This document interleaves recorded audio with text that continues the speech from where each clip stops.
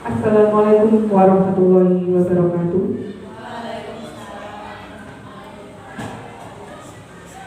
Yang terhormat Kepala SDN 1 Songgon, Bapak Setio Bustoni SPD. Yang kami hormati Bapak Ibu Guru SDN 1 Songgon serta Bu Eni Susanti selaku presentator diseminasi budaya positif yang berbahagia. Pertama-tama marilah kita panjatkan puji syukur kehadirat Allah Subhanahu wa Ta'ala, yang mana pada pagi ini kita dapat berkumpul dalam acara ini dengan keadaan sehat walafiat. Salam serta salam tak lupa kita aturkan kepada junjungan kita Nabi besar Muhammad SAW. Semoga di akhir kelak kita dapat syafaatnya. Bapak Ibu Guru yang kami hormati, acara pertama yaitu pembukaan. Marilah kita buka acara pada pagi hari ini dengan bacaan basmalah bersama-sama.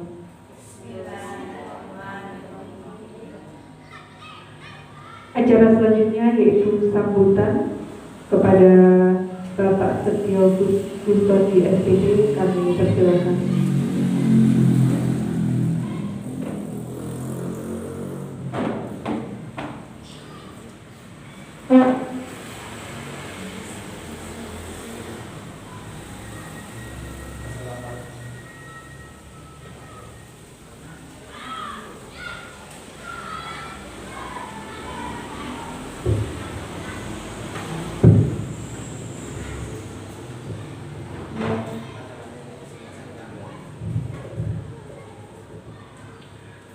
Assalamualaikum warahmatullahi wabarakatuh.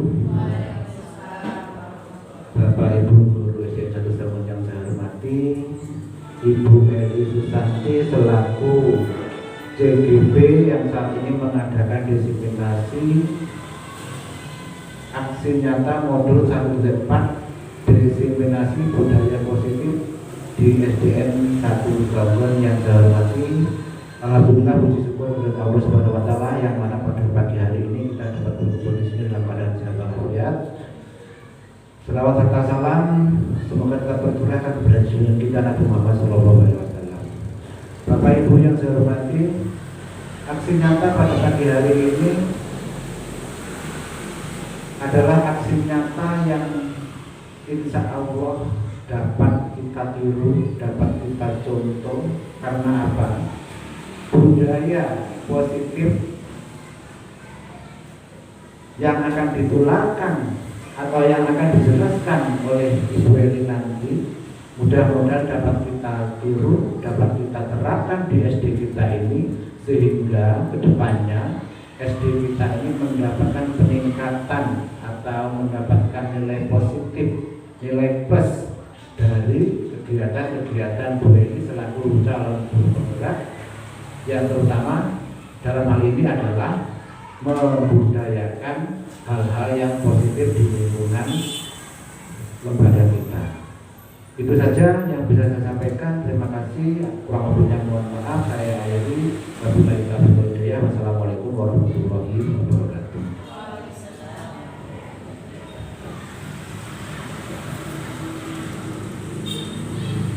Acara selanjutnya yaitu presentasi dari CGB Angkatan 10 kepada Bu Eni Susanti SPD, kami persilakan.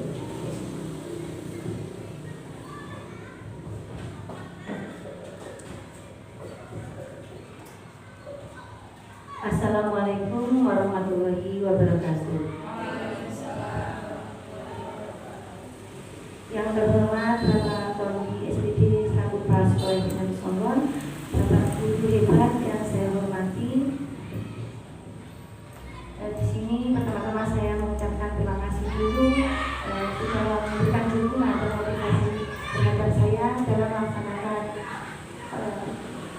melaksanakan program pendidikan ini.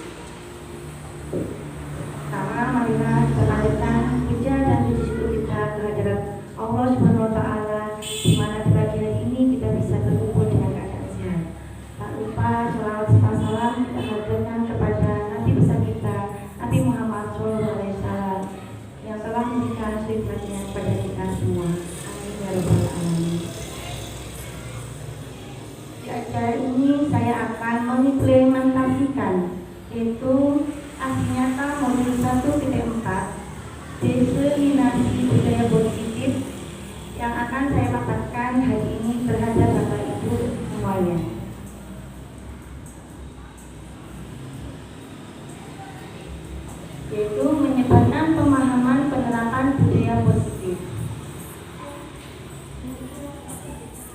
Selamat datang Bapak Guru hebat. Mari kita belajar bersama-sama nih Bapak Ibu. Kita berkolaborasi, saling mendukung demi mewujudkan visi positif yang ada di sekolah kita tercinta.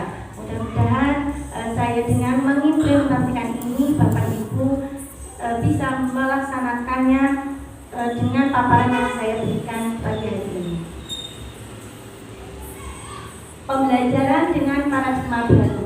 Pembelajaran ini dirancang berdasarkan prinsip pembelajaran yang terdefinisi sehingga setiap siswa belajar sesuai dengan kebutuhan dari tahap perkembangannya untuk mewujudkan profil pelajar Pancasila yang saat ini mungkin kurikulum kita yaitu sudah kurikulum Merdeka Belajar. Pertanyaan pertama pemantik sebelum kita ke materi. Yang pertama, hukuman dapat mendisiplinkan anak. Menurut Bapak Ibu, apakah hukuman dapat mendisiplinkan anak? Monggo.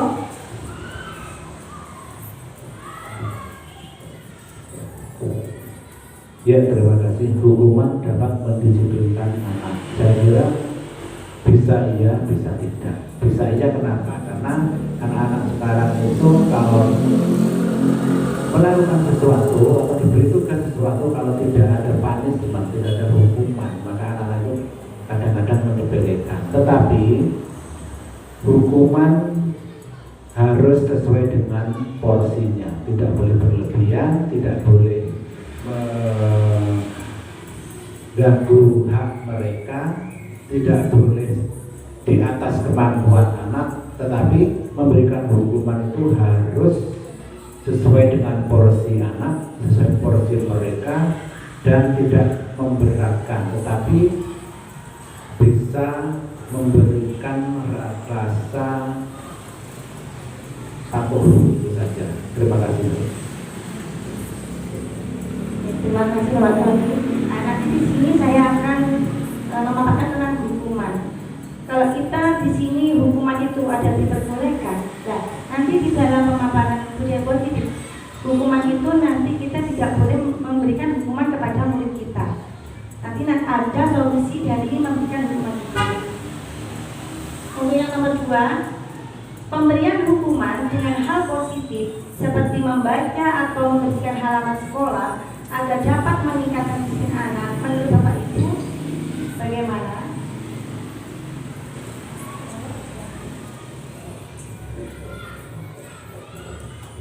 Terima kasih.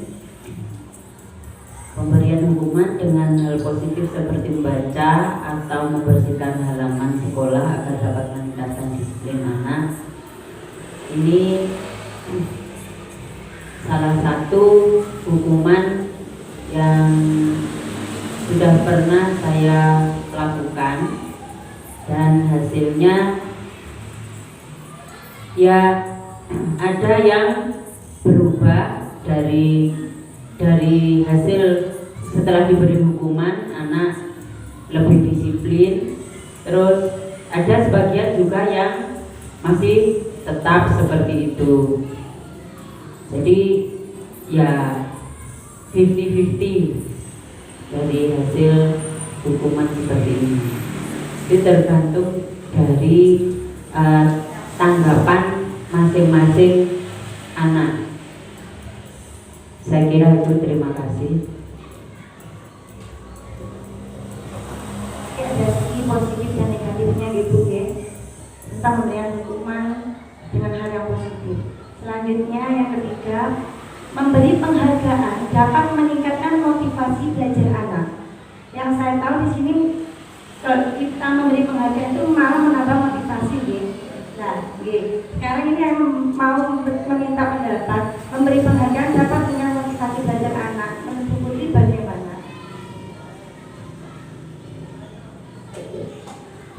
Terima kasih. Pertanyaannya, memberi penghargaan dapat meningkatkan motivasi belajar anak. Sepertinya saya setuju dengan hal tersebut karena jika anak tidak diberi motivasi, maka belajar anak itu berkurang, Bu. Menurut saya juga motivasi yang positif, kemudian afirmasi yang positif kepada anak itu dapat meningkatkan belajar anak tersebut. Terima kasih.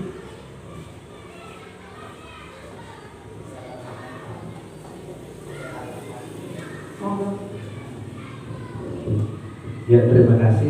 Jadi penghargaan atau reward dapat meningkatkan motivasi belajar anak. Itu sangat setuju sekali. Karena apa?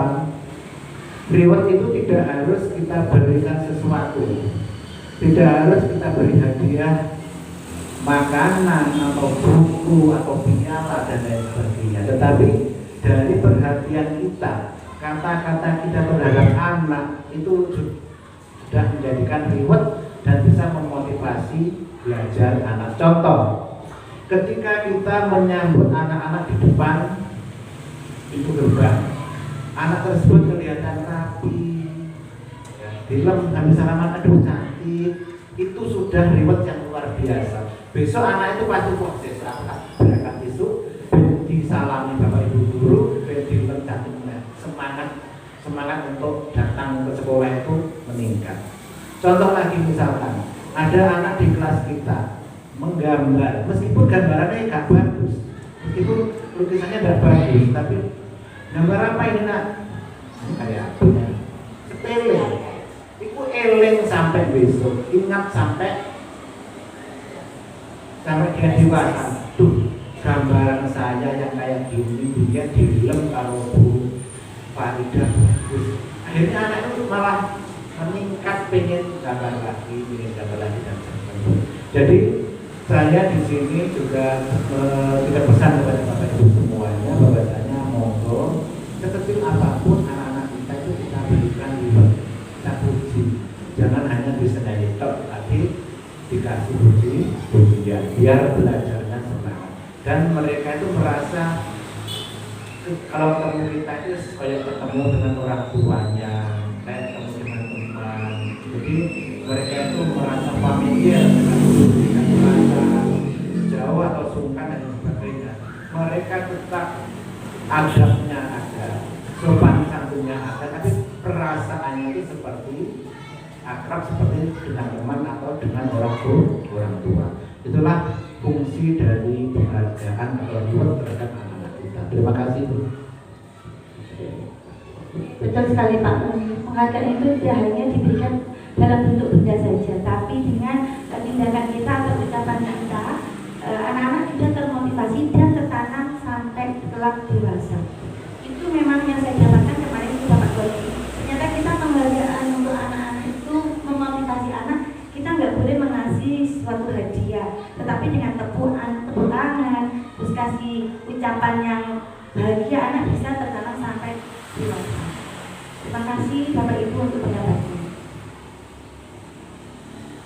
Konsep utama modul budaya positif itu ada 7 Bapak Ibu. Yang pertama perubahan paradigma belajar tadi, yang kedua disiplin positif, yang ketiga kebutuhan dasar manusia, yang keempat motivasi perilaku manusia, yang kelima posisi kontrol restitusi, yang keenam keyakinan kelas, yang ketujuh segitiga restitusi.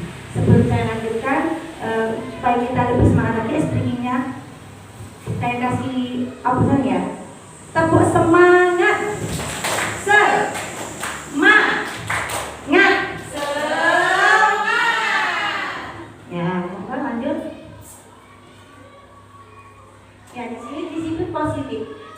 Dalam budaya kita, makna kata disiplin dimaknai menjadi suatu yang dilakukan seseorang pada orang lain untuk mendapatkan kepatuhan. Kita cenderung menghubungkan kata disiplin dengan ketidaknyamanan. Disiplin positif merupakan salah satu cara penerapan disiplin yang bertujuan untuk menumbuhkan kesadaran anak serta memberdayakan anak untuk melakukan sesuatu tanpa sogokan, ancaman maupun hukuman.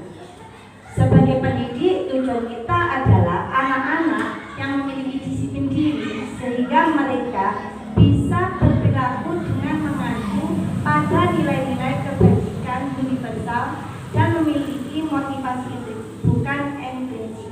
Jadi disiplin positif itu kita terhadap anak itu tidak boleh dengan ancaman. belajar dari diri sendiri, hanya kita memberikan penerangan saja. Kebutuhan dasar manusia yaitu yang pertama bertahan hidup, yang kedua kasih sayang dan rasa terima kasih, 3 penguasaan, 4 kebebasan, yang kelima kesenangan. Motivasi perilaku manusia: menghindari ketidaknyamanan dan hukuman. Murid melakukan disiplin diri karena ia takut dihukum, mendapatkan imbalan atau penghargaan orang lain. Murid melakukan disiplin diri karena ia ingin mendapatkan imbalan. Ini merupakan motivasi ekstrinsik yang ada di dalam murid. Menghargai nilai-nilai kebijakan diri sendiri. Murid melakukan disiplin diri karena sadar akan nilai kebijakan dirinya ini merupakan intrinsik. Menurut Bapak Ibu, kita menerapkan budaya positif ini melalui motivasi ekstrinsik melalui motivasi intrinsik. Monggo.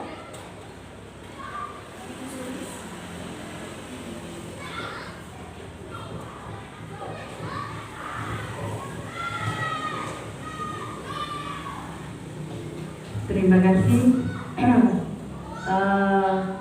Untuk kita menghargai kepada anak, yaitu kita menggunakan penghargaan kebijakan diri sendiri ya.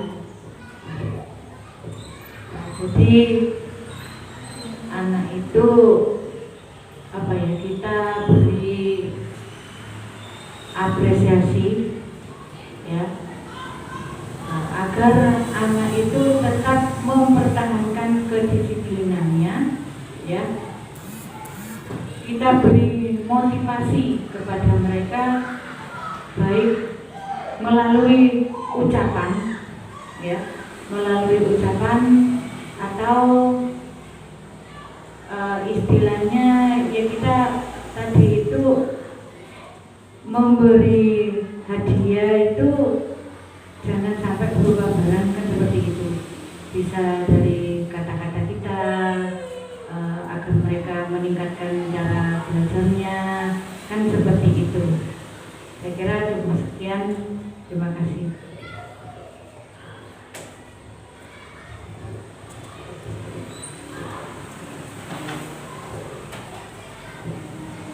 Terima kasih Bu Sulis. Lanjut.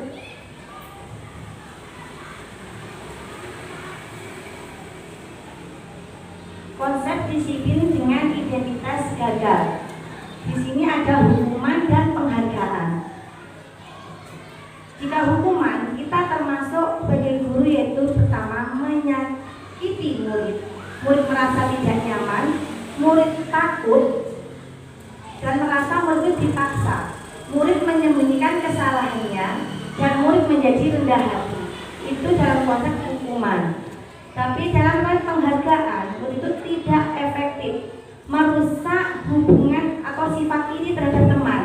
Kadang teman itu dikasih contoh, ada murid yang ranking 4 tidak dikasih, tapi yang rankingnya 1, 2, 3 dikasih, betul Ibu. Jadi akhirnya mungkin merusak hubungan sifat iri terhadap anak. Mematikan kreativitas anak. Penghargaan itu biasanya aku punya kreativitas tapi ibu guru nggak tahu. Maka dari itu untuk di kurikulum merdeka ini kan kita sebagai bapak ibu guru harus tahu bakat dan minat murid kita.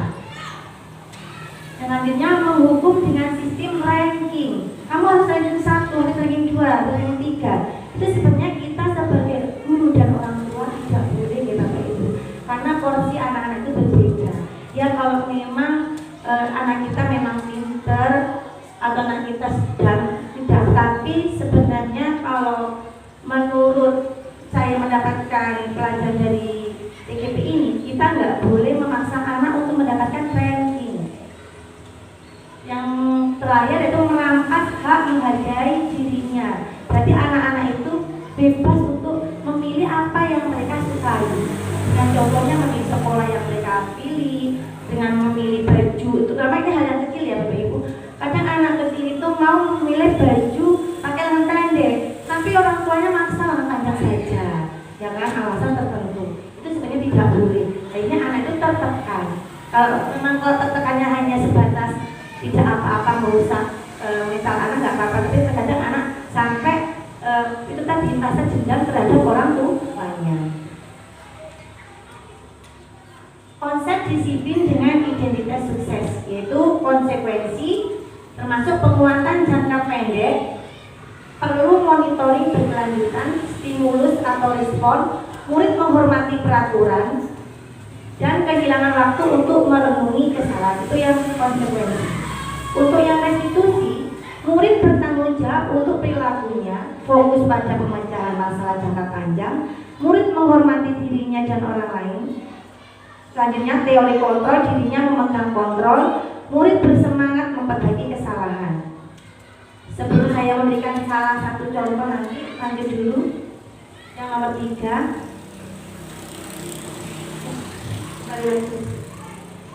Ya, ini untuk contohnya, untuk yang konsekuensi perlu monitoring berkelanjutan. Monggo Bapak Ibu, mungkin ada yang memberikan contoh konsekuensi. Contoh mengganti kertas tugas teman yang telah dicoret-coret, itu merupakan termasuk konsekuensi.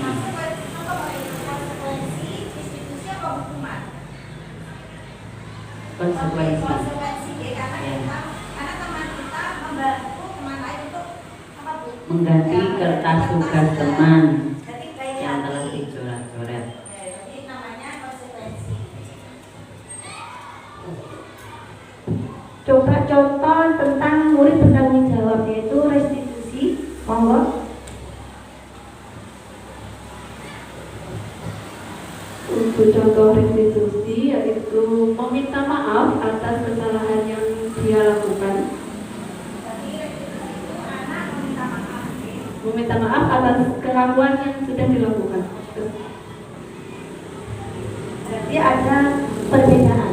Kalau konsekuensi tadi, kita menghormati teman kita, kita merasa kasihan mungkin melihat teman kita dihukum, kita membantunya gitu saja, maksud itu konsekuensi. Kalau restitusi, jika kita berbuat kesalahan, kita berani meminta maaf. Ada lagi yang satu, yaitu hukuman. Ada yang mungkin memberikan contohnya? Monggo, Bismillah. Terima kasih. Contoh dari hukuman yaitu biasanya kita sebagai guru menghukum anak dengan lari mengelilingi lapangan dengan alasan anak terlambat datang ke sekolah. Itu adalah contoh dari hukuman. Terima kasih Bu Mila. Jadi kalau hukuman itu kita sebagai guru memberikan, kalau anak itu terlambat kita memberikan hukuman, entah itu mengelilingi halaman sekolah, entah itu membersihkan kamar mandi, itu seperti itu. Selanjutnya, pengertian dari restitusi sendiri yaitu proses menciptakan kondisi bagi murid untuk memperbaiki kesalahan mereka sehingga mereka bisa kembali pada kelompok mereka dengan karakter yang lebih kuat. Yaitu dengan ciri-ciri restitusi itu punya ciri-ciri Bapak Ibu, yaitu yang tadi disebutkan oleh Indonesia bahwa anak itu akan menebus kesalahannya jika dia mempunyai kesalahan, dia berani mengakui kesalahannya. Tawaran bukan paksaan, di situ menuntut untuk melihat ke dalam diri, mencari kebutuhan dasar yang mendasari tindakan tersebut. Fokus pada karakter bukan tindakan. Tadi kita melihat karakter, oh anak ini ternyata memang anak pemaaf, oh anak ini ternyata anak pemarah. Menguatkan dan fokus pada solusi. Perbedaan contoh kasus siswa yang sering tidak mengerjakan PR, Bapak Ibu. Hukuman. Guru menghukum siswa tersebut lari memutar halaman sekolah 10 kali. Guru marah dan murid menjadi takut. Seperti contoh Ibu Lila tadi. Kalau hukuman itu kita memberikan hukuman terhadap murid, entah itu mengelilingi lapangan ataupun membersihkan toilet, atau yang setidaknya itu anak-anak membuat anak itu merasa takut, seperti itu. Untuk konsekuensi, Guru memberikan konsekuensi untuk mengerjakan tugasnya saat istirahat atau dikerjakan sebanyak 3 kali lipat. Guru tegas dan siswa menghormati peraturan. Seperti yang dikatakan Bu Farida tadi, dia adalah saling toleransi terhadap temannya. Kalau ada temannya yang lagi dihukum, ada temannya yang mungkin merasakan iba, akhirnya dia membantu temannya tersebut. Restitusi, guru menanyakan keyakinan kelas atau inti dirinya membantu siswa menyelesaikan masalahnya. Guru terbuka dan siswa menghormati dirinya dan orang lain. Ini contoh yang diberikan kepada Ibu Widya tadi. Nah, sekarang kita masuk 5 posisi kontrol restitusi. Yaitu di sini kita sebagai guru ternyata mempunyai 5 posisi kontrol restitusi. Yaitu yang pertama, guru sebagai penghukum, seperti contoh gambar tersebut. Guru pembuat rasa salah terhadap anak, guru sebagai teman, guru sebagai pemantau, dan guru sebagai manajer. Contoh penerapan 5 posisi kontrol kasus siswa yang sering tidak masuk sekolah. Sebagai penghukum, patuhi aturan sekolah, lalu berdiri di depan kelas. Itu kata Bapak Guru sebagai penghukum. Jika panjenengan menjadi seorang pembuat rasa salah, berapa kali Bapak Guru harus memberitahu kamu? Bapak Guru kecewa sama kamu. Sebagai guru, sebagai teman, ayolah yang rajin. Niat Bapak Guru bangga, kali ini tidak apa-apa kamu salah. Yang selanjutnya, guru sebagai pemantau. Kamu sudah melanggar, apa peraturan dan konsekuensinya? Dan guru sebagai manajer. Apakah kamu tahu kesalahanmu? Kira-kira bagaimana kamu akan memperbaiki kesalahan ini? Di sini saya akan bertanya kepada Bapak Ibu guru, dari 5 posisi kontrol ini, sebagai apakah Bapak Ibu guru? Apakah sebagai penghukum, pembuat rasa salah, teman, pemantau, atau manajer? Saya kasih stick note untuk menuliskannya, ya. Karena masing-masing Bapak Ibu guru pendapatnya berbeda-beda. Tidak harus Bapak Ibu guru harus menjadi ini, tapi tanya pada diri Bapak Ibu sendiri, apakah Bapak Ibu sebagai penghukum, pembuat rasa salah, teman, pemantau, atau manajer. Nanti kita jelaskan di sini.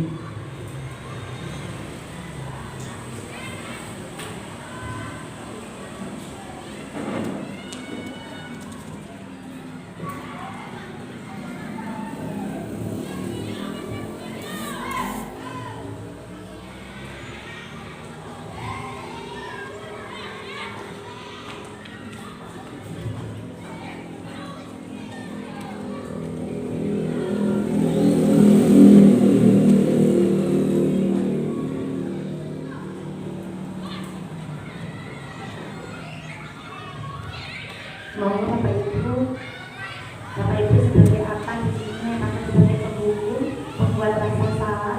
Apakah Bapak Ibu sebagai teman? Pilih salah satu mawon, ya. Terserah Bapak Ibu, dipilih salah satu aja di antara 5 itu. Nanti ada alasannya kenapa Bapak Ibu memilih sebagai manajer. Ya, kan juga ada jawabannya. Kenapa Ibu?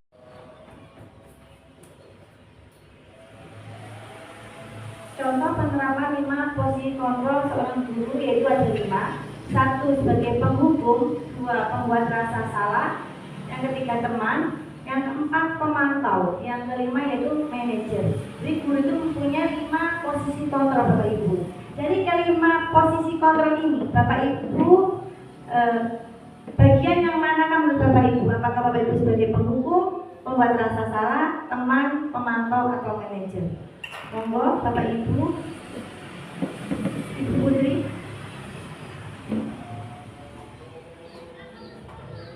Baik, terima kasih. Menurut saya memposisikan sebagai manajer. Mengapa? Karena manajer sendiri menurut saya sudah menyangkut ke 5 posisi tersebut.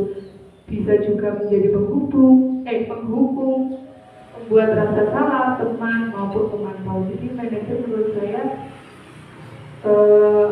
posisi saya sudah menyangkut semua. Terima kasih. Terima kasih. Menurut Ibu Putri yaitu Ibu Putri sebagai manajer. Menurut Bapak Fani? Kalau menurut saya mungkin saya tidak manajer juga sama Ibu Putri, karena dari segi manajer sudah mencakup dari keempat posisi tersebut antara penghukum, pembuat rasa salah, teman dan pemantau. Jadi menurut saya sebagai manajer itu sudah termasuk ya cukup ya dari keempat saya dari posisi kontrol. Menurut saya seperti itu.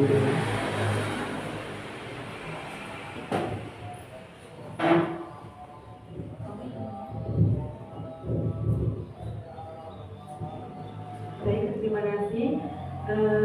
Menurut saya teman, karena untuk kelas Anda lebih menjadi teman tanpa adanya hukuman, agar anak-anak tidak takut dan dengan kata maaf dan tidak boleh diulangi lagi sudah cukup.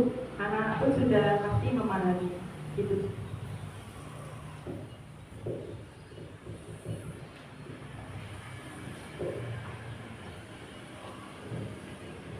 Terima kasih.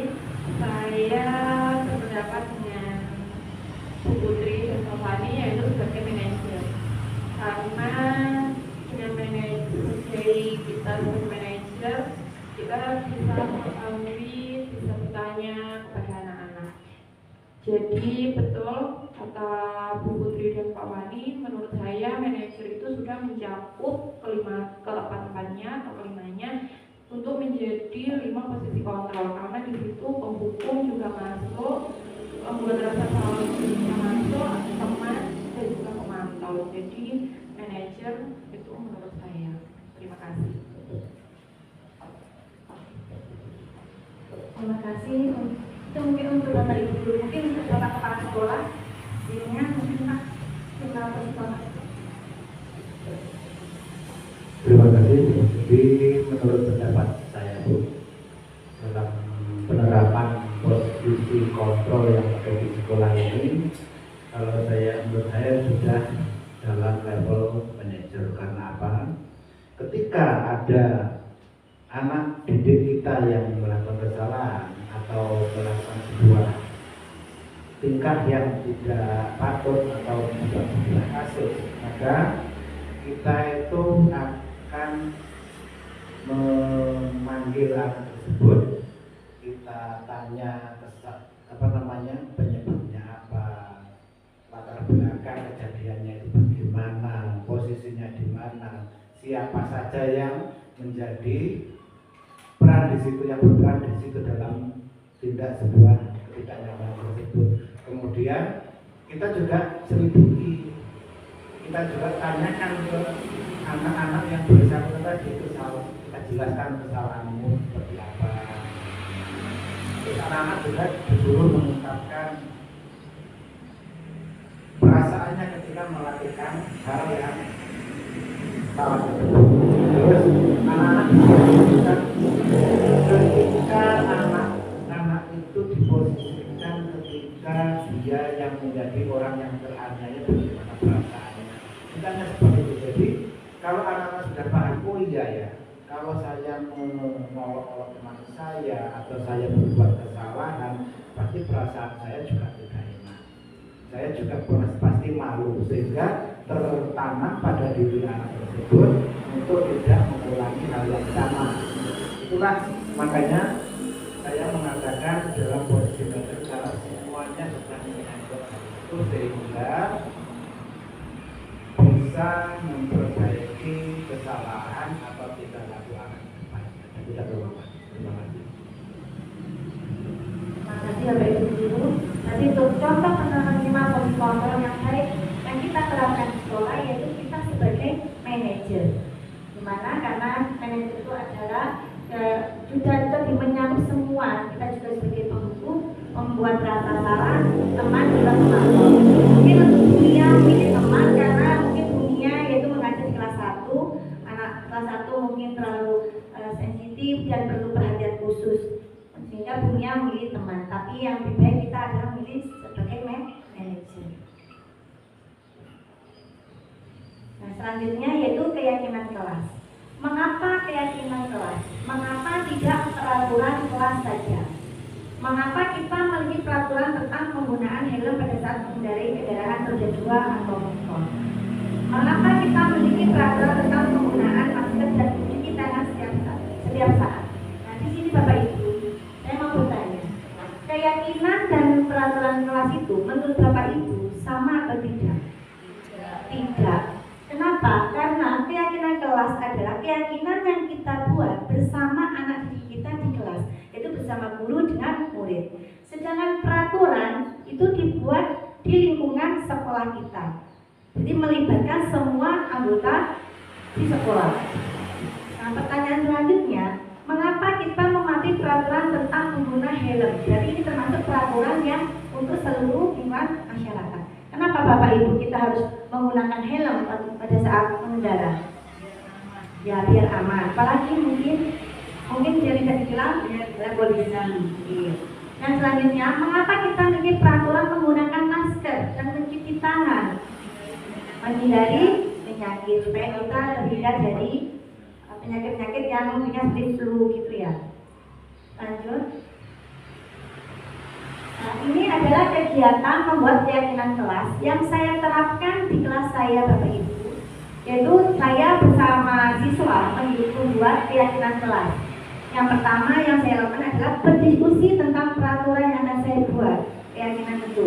Setelah itu saya merumuskan peraturan menjadi sebuah keyakinan. Yang selanjutnya menangkalkan keyakinan kelas itu supaya anak-anak bisa melaksanakan dan berjalan dengan lancar. Keyakinan kelas 6 di SD 1 Songon, yaitu yang ada di kelas saya menerapkan ini bersama dengan murid saya.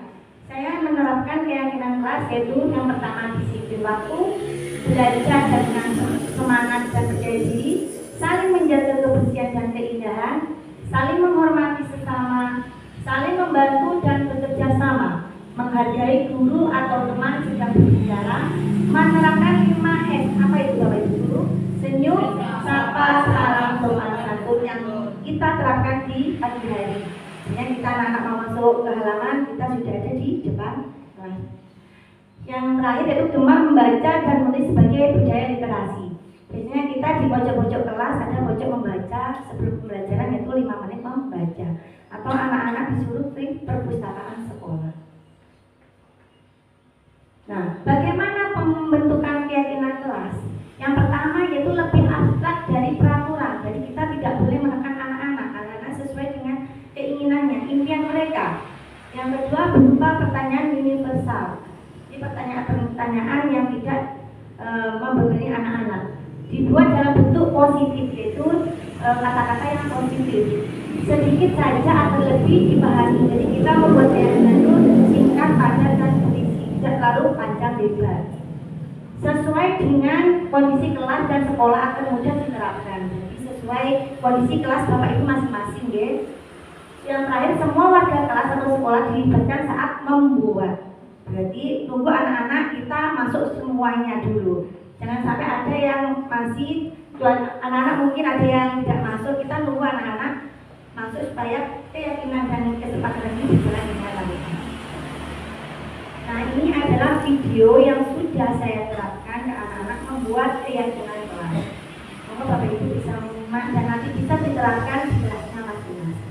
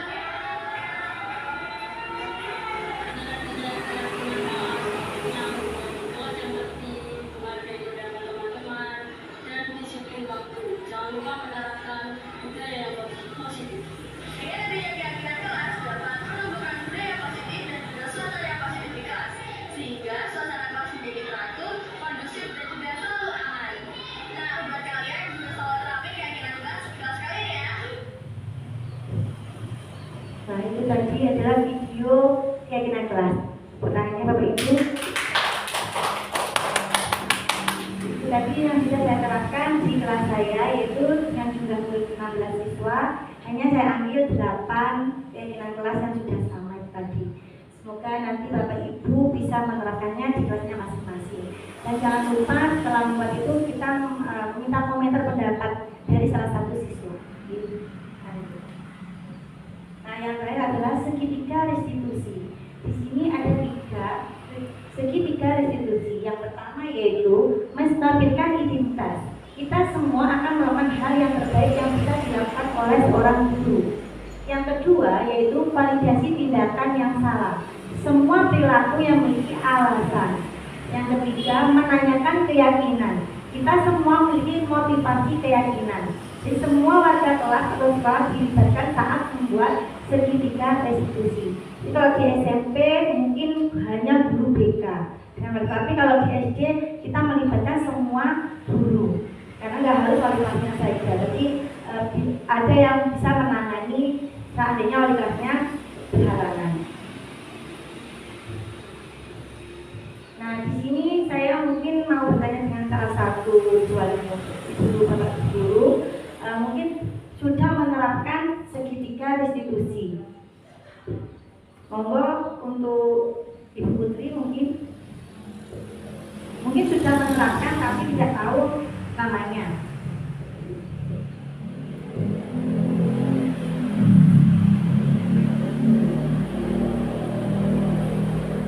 Segitiga restitusi. Saya baru mendengar ini Bu Eli, saya baru mendengar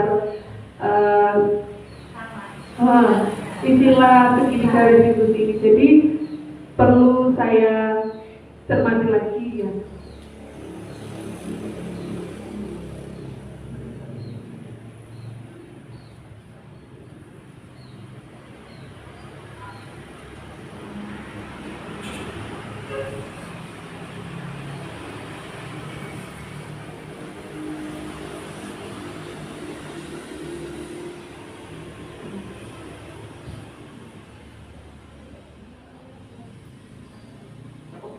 Jadi di kelas saya itu ada sebuah keyakinan tertulis atau peraturan tertulis dan juga tidak tertulis Bu Eri, yang sudah saya terapkan. Contohnya peraturan tertulis yang dari ke-8 tadi sudah ada peraturan yang sudah atau keyakinan yang sudah saya terapkan di anak-anak. Jadi awal pembelajaran dulu kelas 4 itu saya juga membuat keyakinan seperti yang diterapkan di kelas 6 tadi Bu Eri. Jadi saya membuatnya juga dengan kesepakatan semua anggota kelas. Jadi semua siswa-siswa saya libatkan, tetapi tidak dengan seperti Bu Eri tadi menempel seperti bukan. Jadi hanya voting. Nah, jadi hanya voting. Saya membuat peraturan itu, anak-anak setuju nggak ya kalau misalnya peraturan ini keyakinan ini saya terapkan di kelas. Apabila setuju ya diterapkan, apabila tidak juga. Ada juga peraturan tidak tertulis itu seperti saya misalnya ke izin seperti ke itu tidak saya tulis di mading kelas, hanya saya pengucapan saja ke anak-anak. Jadi kalau misalnya keluar ataupun izin keluar kelas, misalnya membuang sampah yang ada di luar kelas, kemudian pergi ke toilet, itu saya ucapkan lewat lisan saja, tidak saya tulis seperti itu. Terima kasih.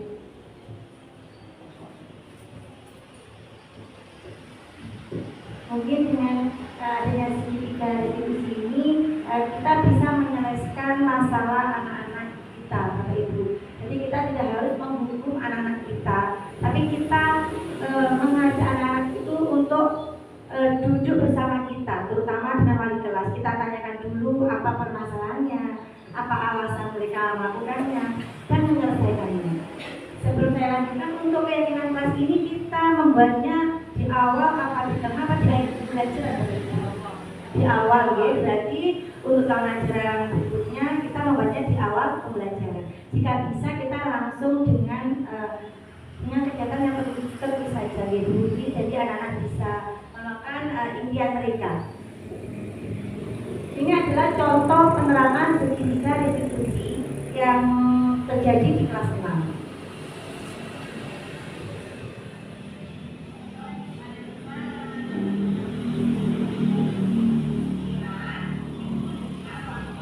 Ini adalah saya menanyakan menstabilisasi masalah.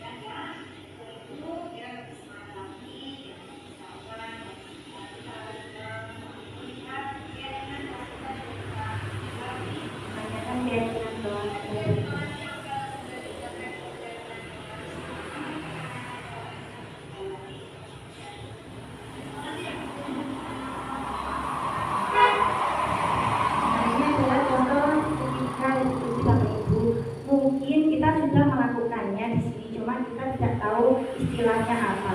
Tapi kebanyakan kita dalam menyelesaikan murid kita, yaitu mungkin dengan cara kita hanya memberikan hukuman tanpa kita menanyakan alasan siswa tersebut. Mungkin kebanyakan di sini mungkin guru penjas mungkin yang sering mungkin menyelesaikan masalah anak-anak ini, Ibu Sulisti. Semoga ini nanti setelah kita melihat contoh segitiga restitusi di SD 1 Songon ini, jika ada siswa-siswi yang punya masalah, kita harus menggunakan istilah seperti ini Bapak Ibu. Jadi kita tidak boleh menghukum siswa tersebut, tapi kita harus menanyakan apa permasalahan yang terjadi di antara anak-anak.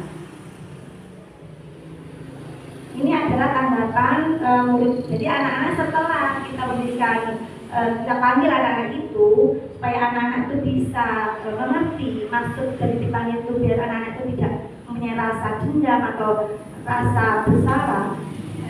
Kita minta tanggapan kepada murid yang mengalami masalah tersebut.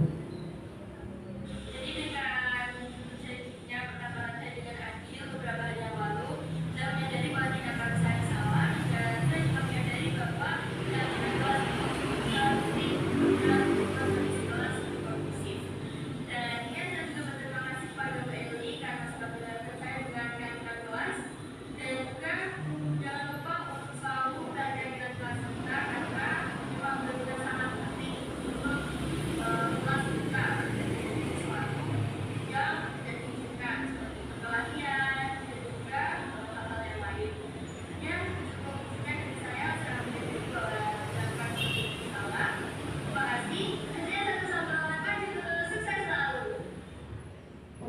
keyakinan ini tadi berarti dia melanggar keyakinan apa Bapak Ibu? Apa tadi? Menghormati antar teman, karena dia tadi karena Adil itu tadi menyontek, hanya dia memaki-maki, sehingga dia tahu dia melanggar keyakinan mas kita. Padahal kita harus saling menghormati antar teman. Nah, dalam penerapan program positif ini, hendaknya guru memiliki standar kepribadian profesional dan sosial yang baik, di mana guru bisa merefleksi diri pada posisi kontrolnya tadi, yang 5 posisi kontrol tadi. Bagaimana perjalanan dirinya sebagai seorang among, seorang guru, yaitu sebagai posisi manajer yang menuntut murid-muridnya menjadi insan yang mandiri, merdeka, dan bertanggung jawab. Apalagi sekarang kita sudah berada di kurikulum Merdeka Belajar, yaitu pembelajaran yang berpusat pada murid. Semoga sesi belajar kita hari ini membawa manfaat untuk kita semua, sehingga mewujudkan pelajar profil Pancasila, dan salam Merdeka Belajar. Terima kasih Bapak Ibu yang sudah berkenan selalu mendukung program saya menjadi guru penggerak di angkatan 10, yang sudah selalu membantu sehingga pendidikan saya ini, tugas-tugas saya bisa berjalan dengan lancar dan bisa lulus dengan hasil yang sempurna. Saya akhiri, wassalamualaikum warahmatullahi wabarakatuh. Saya berikan ke